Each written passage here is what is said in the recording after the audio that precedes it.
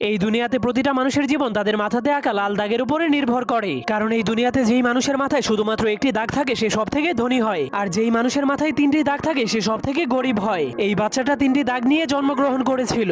এরপর সে ধীরে ধীরে বড় হওয়ার পর সে দেখতে পায় তাকে শুধু গরিব মানুষের সাথেই থাকতে হয়, আর যাদের মাথায় দুইটি দাগ আছে তাদের গোলামি করতে হয়। এমনকি তাকে দুই দাগওয়ালা মানুষের জন্য সারাদিনই কাজ করতে হয়, যার ফলে দুই দাগওয়ালা মানুষের বাচ্চারা তাকে মারলেও সে কিছুই বলতে পারতো না। এজন্য সে একদিন লুকিয়ে লুকিয়ে তার কপালের একটা দাগকে মুছে ফেলে। এরপর কাউকে কিছু না বলেই লুকিয়ে লুকিয়ে দুই দাগওয়ালা মানুষের রুমের মধ্যে চলে যায়। কিন্তু সে ভিতরে যাওয়ার পর দেখতে পায় সব দুই দাগওয়ালা মানুষের এক দাগওয়ালা মানুষের একদমই চাকরের মতো সেবা করছে, যা দেখার পর সে অনেক অবাক হয়ে যায়। এরপর সে বুদ্ধি খাটিয়ে তার আরেকটা দাগকেও মুছে ফেলে। কিন্তু যখন দুই দাগওয়ালা মানুষেরা দেখতে পায় তার কপালে এক দাগ, তখন তারাও তার সেবা করতে শুরু করে দেয়। তখন সে জীবনের প্রথমবার এত সম্মান পেয়ে অনেক খুশি হয়ে যায়। কিন্তু তখনই হঠাৎ করে উপর থেকে একটা মেশিন চলে আসে। এরপর সকল এক দাগওয়ালা মানুষদেরকে টেনে টেনে উপরে নিয়ে যায়। এরপর সেই মেশিন তাদের মাংসগুলোকে কেটে কেটে তিন দাগওয়ালা মানুষদেরকে খাওয়ার জন্য